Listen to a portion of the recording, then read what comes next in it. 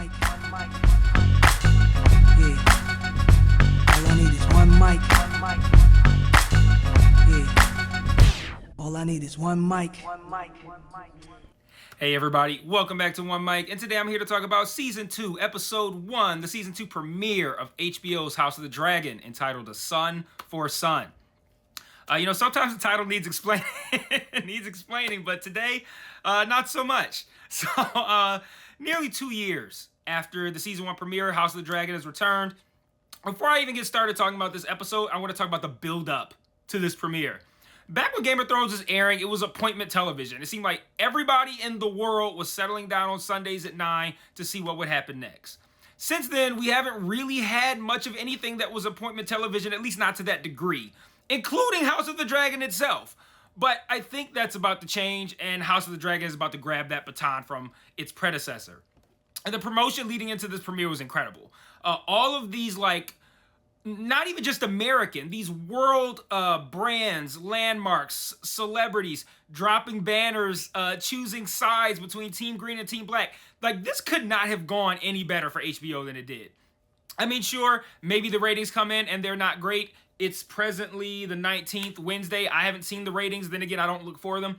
But after that cliffhanger with Luke's death at the end of Season 1 and this hurtling hype train of promo for Season 2, I suspect we'll see pretty good numbers, Game of Thrones level numbers, for this premiere.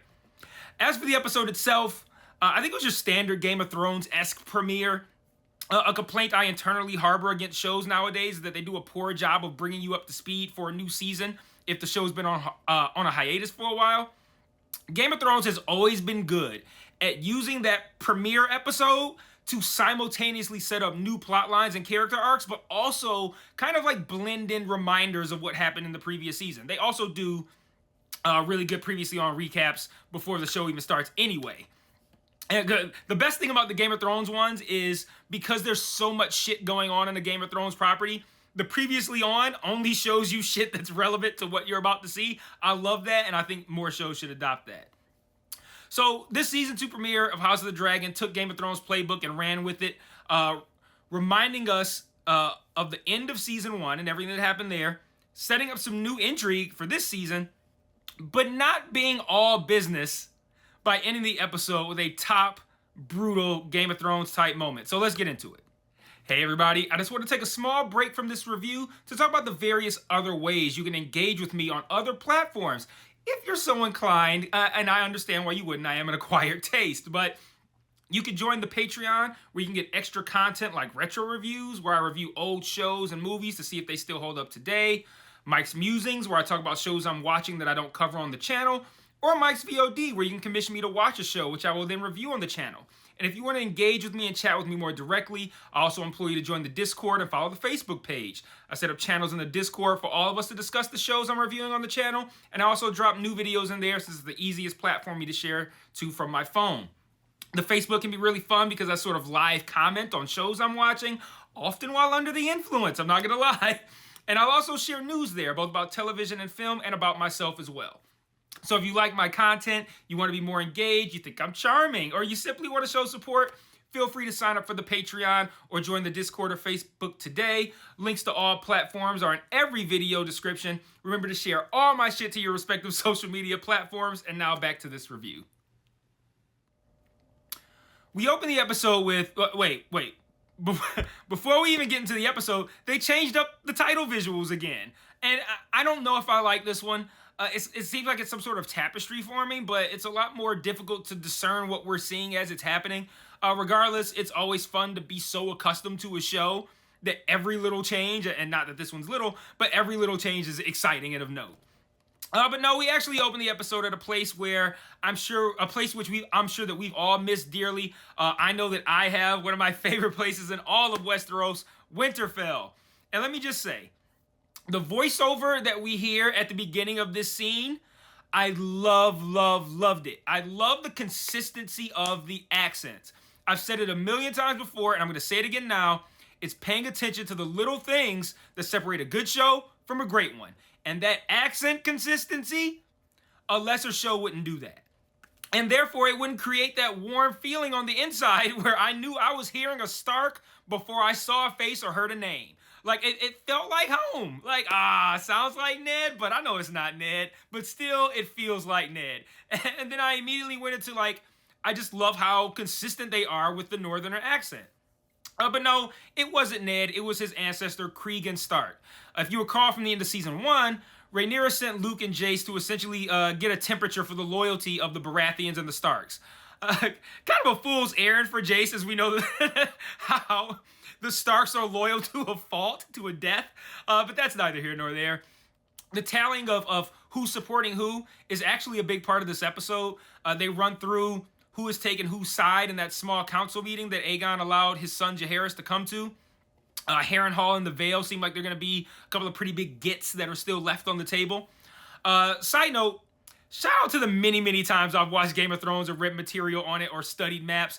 I haven't lost a step as far as remembering who's important and where they are. Anyway, that was kind of a long divergence from my original point. So Jace is at Winterfell, and he's meeting with Cregan Stark when the Raven arrives bringing news of Luke, which lets us know that actually a very little time has passed since the finale. And I know you guys had a big problem with the passage of time in Season 1.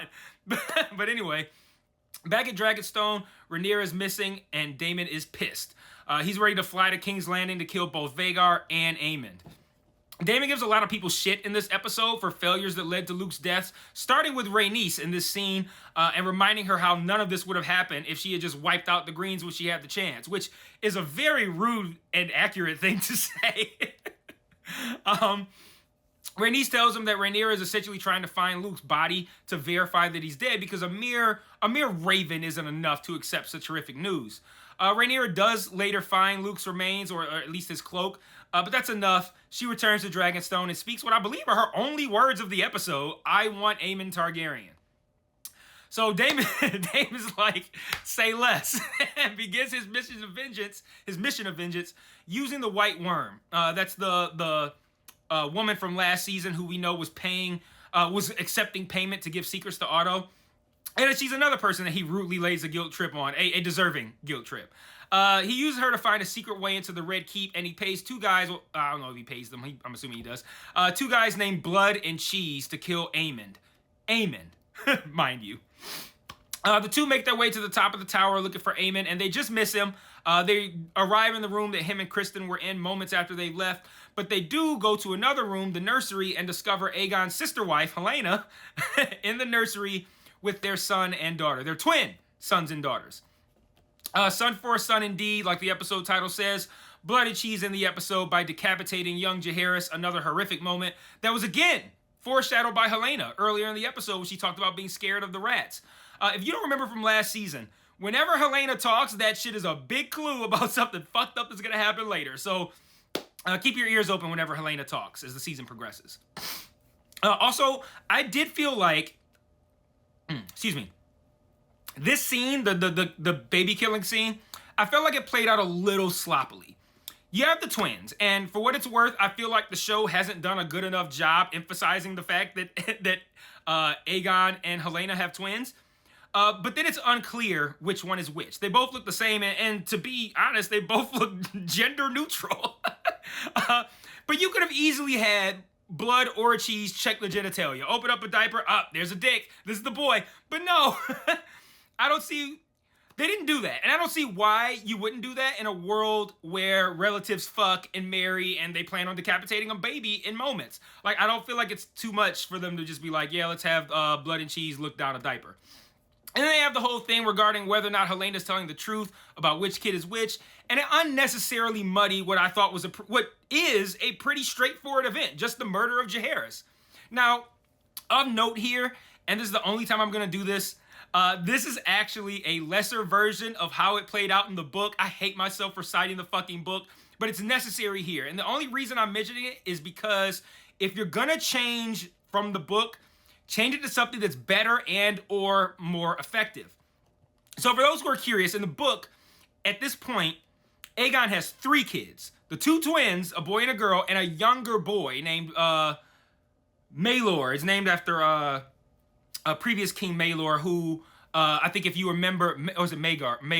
I think it's Maelor. I don't know, but there's like the cells in Game of Thrones are named after him. It's like Maelor's Holdfast or something like that. Anyway, 3 kids. 2 boys, 1 girl. The twins and a younger boy. Magor, whatever. He's 2. Blood and Cheese make Helena choose which boy dies. And she chooses the youngest, Maelor, but then they go and kill Jaehaerys anyway. So now you have a dead heir, Jaehaerys is the heir, and a youngest kid who knows that you gave him up to die. Like, we lost that with the twins being babies and thus not old enough to even know what happened, and by not having an additional boy, which created the whole confusion of which kid is which. And I'm going to say my phrase again here because it's working the opposite direction. It's the little things that make the difference between a good show and a great one, and that scene could have been executed a lot better. Now, as far as Team Green versus Team Black goes, obviously there's nowhere to go from here but down. And I'm sure we are all equally excited to see how Aegon and Aemon are going to respond to not just losing an heir, but losing a son and a nephew. Now, while this episode spent a large bulk of its runtime on talk of alien alliances, who will raise banners for who, stuff like that, how Aemon needs to die, it set up a pretty substantial amount of additional plot lines as well. Corlys and his fleet have set up a blockade that's preventing supplies from reaching Blackwater Bay and thus the Red Keep. Again, shout out to my strong Game of Thrones geographical knowledge here. His ships have taken some damage, and we meet a guy named Alan who saved Corlys' life at some point. Now, I'm sure you all who are seasoned Game of Thrones veterans like myself, I'm sure you all also thereby understand that since Alan was given a name and named in front of us, he's going to be important later. And my wife actually made a great prediction saying that since Luke's dead, Driftmark is left without an heir, maybe this Alan guy finds his way into filling that role. There's also tension about the Greens that isn't quite present among the Blacks. Among the Blacks, I sound like Donald Trump. Alicent still clearly holds some resentment toward Aemon for what happened to Luke. She's also pretty naive in her expectations of Rhaenyra's response. Aegon continues to be an inadequate king. He allows Jaehaerys to interfere with the small council meeting and threatens to make him ride Tyrion Lannister's back like a pony. And then later, when he's listening to petitions from townspeople, his decisions are constantly undermined by Otto. Resident Westerosi scumbag Larys Strong, he seizes this opportunity to get into Aegon's head and is seemingly working to position himself as Hand of the King and to get Otto out of there. So that could be pretty interesting going forward. Kristen Cole, still clearly in his feelings about Rhaenyra, has completely forgotten his vows, and he's just a regular fuck machine now. I also wonder if there will be a conflict between him, Alicent, and Otto, as Otto has to keep reminding Alicent that war is inevitable while Kristen continues to cloud her mind with his tongue. Like, I think that covers mostly everything that they happened in this episode, but again, I thought this was a solid premiere. I had issues with how the major death scene was, how it played out, but again, the impact to the narrative is monumental. This season looks like it's going to be a great one. Let me know what you thought in the comments about this episode. Let me know what you thought about the death of Jaehaerys. Let me know where you think this is going to go, and I will see you guys next week for episode 2. And until then, peace.